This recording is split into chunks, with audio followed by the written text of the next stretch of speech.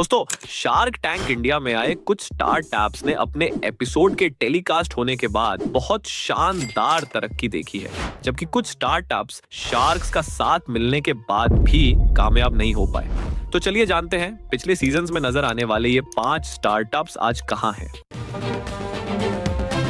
तो शुरुआत करते हैं स्किपी आइस पॉप्स से। तो फ्रेंड्स, इसके फाउंडर रवि काबरा को एहसास हुआ कि पूरे इंडिया में आइस पॉप्सिकल का एक भी ब्रांड मौजूद नहीं था। उन्होंने फैसला किया कि वे भारत का पहला ऐसा ब्रांड शुरू करेंगे। इसलिए रवि ने अपनी वाइफ अनुजा काबरा के साथ 2021 में स्किपी आइस पॉप्स की शुरुआत की। और जब वे शार्क टैंक इंडिया के पहले सीजन में आए तो स्किपी हर महीने करीब 4 से 7 लाख रुपए की सेल कर रहा था। वे बेसिकली नॉस्टैल्जिया बेच रहे थे और शार्क्स को यह आइडिया बहुत पसंद आया। असल में स्किपी पहला ऐसा स्टार्टअप बना जिसने सभी शार्क्स के साथ मिलकर ऑल शार्क डील पक्की की, जहां उन्होंने 15% इक्विटी के बदले 1 करोड़ रुपए जुटाए और यह पूरी तरह से फायदेमंद भी साबित हुआ। मई 2022 तक, यानी एपिसोड के आने के महज 5 महीने बाद, उनकी मंथली सेल्स लगभग 3 करोड़ रुपए तक पहुंच गई। यह शार्क टैंक इंडिया से पहले के उनके सेल्स नंबरों से लगभग 40 गुना ज्यादा था। यहां तक कि अश्नीर ग्रोवर भी ये मानते हैं कि Skippy possibly Shark Tank India season 1 की सबसे बड़ी सक्सेस स्टोरी है। बदलते भारत की नई तस्वीर। फ्रेंड्स, इस लिस्ट का अगला स्टार्टअप कुछ रेडिट के भारतीय वर्जन जैसा है। एक pseudo anonymous social media platform जिसका नाम है हुड। इसकी स्थापना अभिषेक अवाना, दीपक कुमार और जसवीर सिंह ने साल 2021 में की थी। Hood shark Tank India season 2 में 600 करोड़ रुपए के वैल्यूएशन की आस्क लेकर आया था, जो अब तक शार्क टैंक इंडिया पर सबसे ज्यादा वैल्यूएशंस में से एक है। इसका एक कारण उनकी तेजी से होती ग्रोथ थी, क्योंकि वे लॉन्च के 45 दिनों के अंदर ही 5 लाख यूजर्स हासिल करने में कामयाब रहे थे। और वे विजय शेखर शर्मा, कुणाल शाह जैसे हाई प्रोफाइल एंजेल इन्वेस्टर्स को अपने साथ लाने में सफल रहे थे। लेकिन बात यह है कि शार्क असल में हुड के यूजर एंगेजमेंट से उतने इंप्रेस नहीं हुए, और भले ही वे बहुत सारे यूजर्स को जोड़ने में कामयाब रहे थे, लेकिन वे लोग प्लेटफॉर्म पर इस तरह से एंगेज नहीं हो रहे थे जो 600 करोड़ रुपए के वैल्यूएशन को सही ठहरा सके। और इसलिए पीयूष बंसल और अमन गुप्ता ने मिलकर एक डील तो क्लोज की, लेकिन बहुत कम वैल्यूएशन पर। 600 करोड़ रुपए पर नहीं, बल्कि उनके पिछले राउंड के बराबर वैल्यूएशन यानी 112 करोड़ रुपए पर। हालांकि फिलहाल हुड के को फाउंडर्स में से एक अभिषेक अवाना के अकॉर्डिंग वह डील एक्चुअली क्लोज ही नहीं हुई थी। इसके अलावा अपने शार्क टैंक इंडिया के एक्सपीरियंस के बारे में बात करते हुए अभिषेक, जो एक्स पर गब्बर नाम से जाने जाते हैं, उन्होंने कहा कि शार्क टैंक इंडिया का ध्यान ड्रामा क्रिएट करने पर ज्यादा होता है। I know what works on YouTube and stuff. I was looking at it from the lens of the showrunner. Okay, तो चलिए इस लिस्ट के अगले स्टार्टअप पर चलते हैं, जो बेंगलुरु का एक फार्मेसी प्लेटफॉर्म है जिसका नाम है फार्मालामा।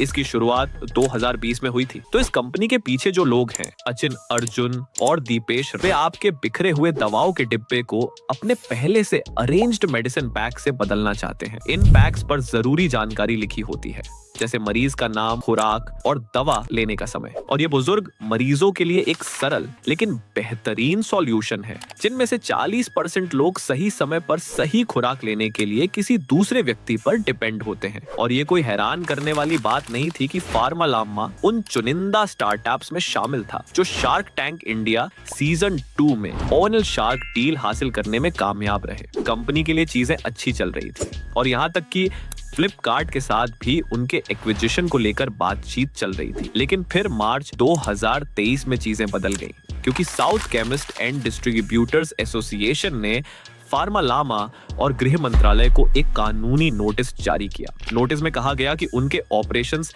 इल्लीगल थे और उन्हें बंद कर दिया जाना चाहिए।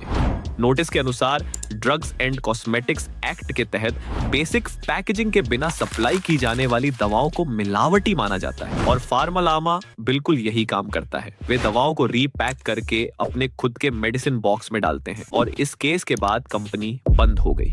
ठीक है दोस्तों, इसके बाद हमारे पास अंबाला का एक D2C कंज्यूमर इलेक्ट्रॉनिक्स ब्रांड है जिसका नाम है हैमर लाइफस्टाइल। इसकी शुरुआत रोहित नंदवानी ने 2019 में की थी। हैमर लाइफस्टाइल में असल में बोट लाइफस्टाइल के साथ बहुत सारी सिमिलैरिटीज हैं, उनके नामों से लेकर उनके द्वारा बेचे जाने वाले प्रोडक्ट्स तक। और इसलिए जब रोहित अपनी पिच देने शार्क टैंक इंडिया सीजन 1 में गए तो अमन गुप्ता ने एक शार्क होने के नाते हैमर लाइफस्टाइल को 1 करोड़ रुपए में पूरी तरह एक्वायर करने का फैसला किया, मतलब पूरी कंपनी को खरीदने का फैसला किया।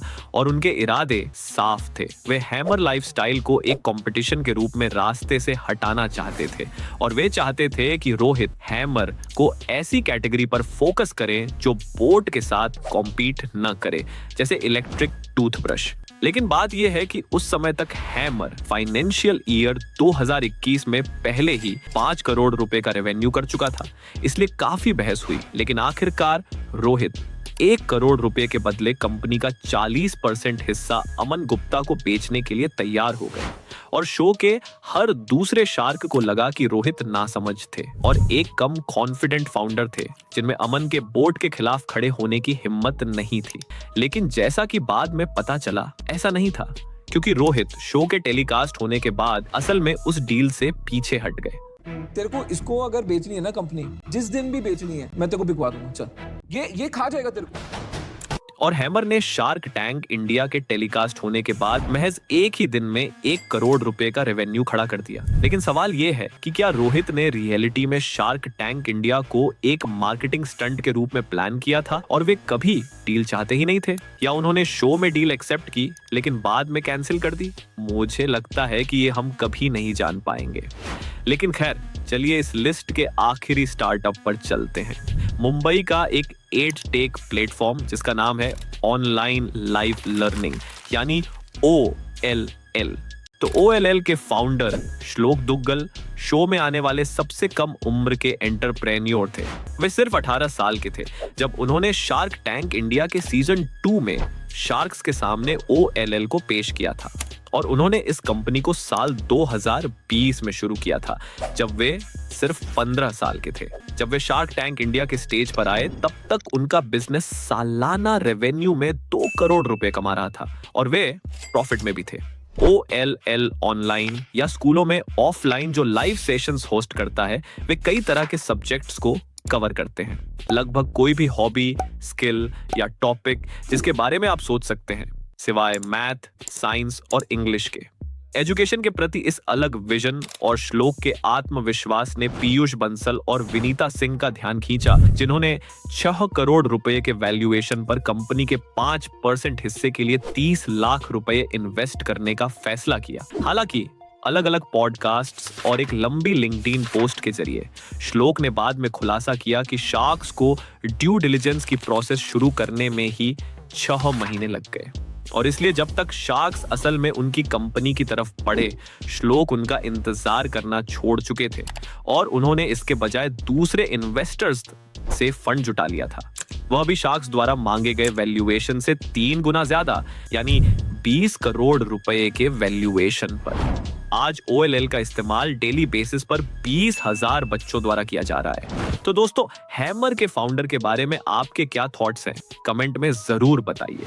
और जिस तरह उनको अमन ने शार्क टैंक पर ह्यूमिलिएट किया, वैसे ही और भी कई फाउंडर्स के साथ हुआ है। उनकी कहानी देखने के लिए नीचे वीडियो पर क्लिक करें।